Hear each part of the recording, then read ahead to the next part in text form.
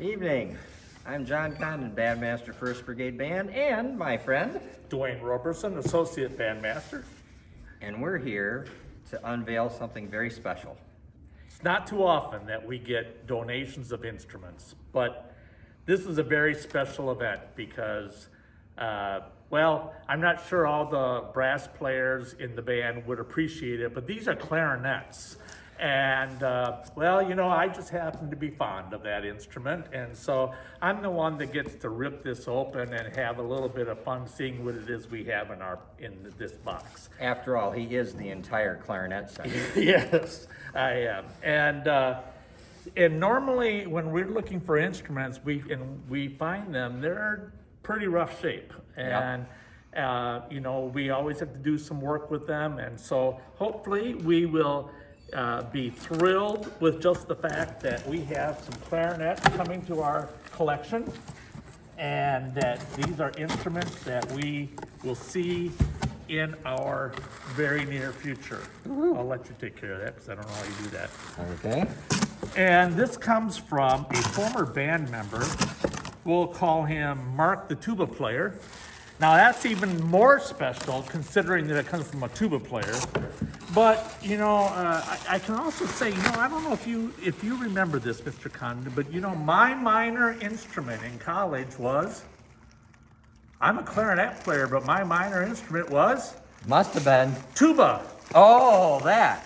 So I can really appreciate the fact that a tuba player would donate some clarinets to our band. So this, oh, look at the packing, the way it's been done. It's awesome. I think this thing could come off the Empire State Building and be in good shape. This is kind of like Christmas in that way. You know what? So. We might need that. Need that knife again. Okay. Oh, why don't you give a slice right there? Preferably not my finger. And I guess we better go over here. And, oh, I think I got this one. I can get. No, I don't. You have to do that one too. Okay. All right. Remember, there's something in this wrapping.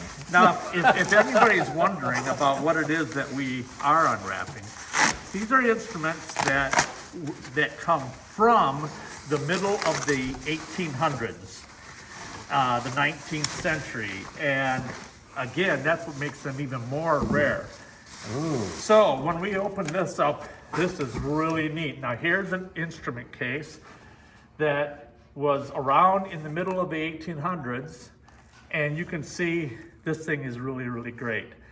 And so hopefully everything works well here and we can get it. Oh, there we go. It's already open and well packed again. And this looks like it is, Rosewood? I'm thinking this is probably a B-flat clarinet. We know that the two instruments that are in here are in different keys, but this one looks like the B-flat, and boy, it looks great. A lot of things you look at when we open these cases, you see that there are not very many keys. If you know about what clarinets look like, there's a lot of keys missing on this, and that's because these are a Mueller system of fingering and a fingering system. And so the Mueller system did not have as many keys. It predated the Albert system. And so as we look this over, we're seeing that there are, there's a very strange configurations on some of these instruments because that's the way they did it back then. But as I'm looking around here, there's a lot of really, really good pads on here, and there's a few that need to be maybe replaced, but that's a minor thing. That doesn't, we have a instrument repair specialist that does amazing work, and she'll be able to handle this with no problem, I'm sure. But other than that, for an instrument that is, well, Mr. Mathematician, how old would this be? 160, 165, 170 years old. yeah, well, yeah, probably, because we don't know the exact date that the instrument was made, but just looking at an instrument like this to see that it's in this kind of condition is truly amazing. And yes, I think this little indicator right here suggests that this is rosewood. And so that's really, really cool. And what I will do, you want to see that a little bit See more? where the finish is different right here underneath that key where it's been adjusted. Yep. And sometimes those things just happen in any of the areas of the clarinet. It's not anything bad. Actually, you can even, I don't know if you can see it on the video, but this on the bell of the clarinet, it actually has a red cast to it. And that red cast is the rosewood as well. So really, really nice looking instrument. I don't see any cracks on it. Very, very definitely a nice quality instrument by the looks of it. Did you see what it said? Did you figure it out? Yeah, I think it's LaCroix. LaCroix, yep. LaCroix is a common one. M. LaCroix from Paris. And so that is really outstanding. And we will give it a try. Yeah, let's open up the other clarinet so we can see that it looks like. And I'll just put this over here. And lap 2 begins.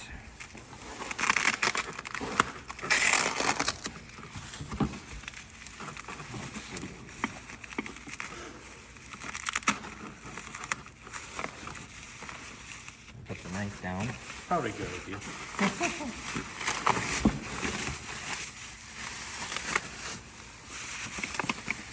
Ooh, Oh, wow. Original case. there we go. This is really an authentic special case. Some of the things that you can see is just by the woodwork that's on it. And the hinging. And the hinging, and then the types of handles. You know, in those days, they didn't have padded handles on anything, and so having that kind of thing is normal. Oh my gosh, I wonder if this is something authentic right here. That looks like a reed case. There you go. I'm guessing this this leather appears to be leather case. Has some indentations or I guess I don't know what you Markings, yeah. markings in it that of some floral kind of design. So oh yeah, so this is definitely an old case. Look at the reeds. And then there's some really old reeds in here. And still in a technique that today would be used too. And I'd hate to have any scientist come in here and do a petri dish on those. That could be really quite, oh my gosh, that could be really quite interesting. But the fact This that one they're looks held like flat. it had lipstick. Yep. But though, yeah, one of the main things about a reed case that's so important is that the reeds lay flat. And these days, there are too many reed cases out there that just don't really do the job. But in this case, this is glass. Trying to see. And this is laying the instrument or laying the reeds right on that glass. And that's going to be a very valuable thing. And a nice little piece of history right there in that case. And this, if we have these identified correctly, this would be the C clarinet, although I'm starting to second guess myself on that now too. As I see them, this looks like this would be the B flat clarinet. Now there's not going to be a huge difference in the size of the clarinets between a B flat instrument and a C instrument. But one of the things you can tell, if we take a look at comparison, that was a Civil War gunshot. If you take a look at this right now, we can see which is which, because the longer an instrument is, the lower its pitch. So we can also see on these different keys how you can see the difference in shades of the keys, the amount of polish that has been done on the keys. And we can't know when the polishing of these keys would have been done, but there's a distinct difference. And with the 1st Brigade Band, this would not necessarily be of utmost importance that they be highly polished, because the likelihood is, in all reality, in the Civil War, they probably wouldn't have been able to be treated quite so beautifully as what we're seeing right here. In fact, some of them were out in the field, and we even know stories of instruments that were Wood taken as mouthpiece. custody. Real wood. And this is a real wood mouthpiece. Normally they're hard Now, rubber. typically, we don't use the real mouthpieces from the Civil War because being a war or being a wood instrument, it is warped. In all likelihood, this is a highly warped mouthpiece. And so we have to check though, you never know. And if we can find one that isn't warped, that would be truly outstanding, that we would be able to use an authentic mouthpiece from that period. And the other thing we can tell is that this, although this has been recorked, which is good, we'll have to work on that one a little bit.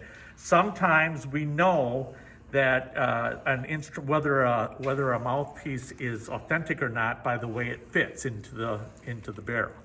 But as I'm looking at this, I'm thinking that this is simply a matter of taking that cork down a little bit, greasing it a little bit, and that'll work fine. And again, there's little things that we will see, like right here, there's a crack in that barrel. There was a crack in that barrel, let's put it that way.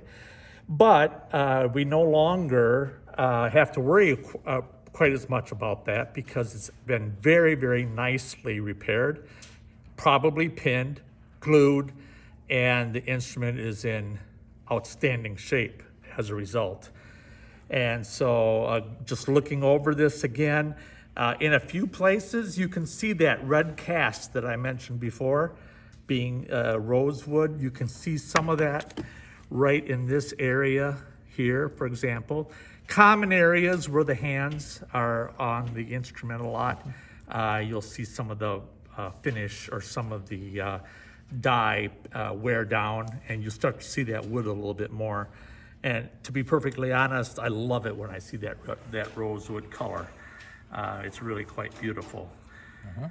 So, two really outstanding looking clarinets that were donated to us, and we are just, I truly am thrilled. Now the next step will be to sit down and play them, tune them, find out what it is we have to do to have this instrument be a playable instrument for our band. And by just simple look, I would say this is gonna be playable right away. Yep.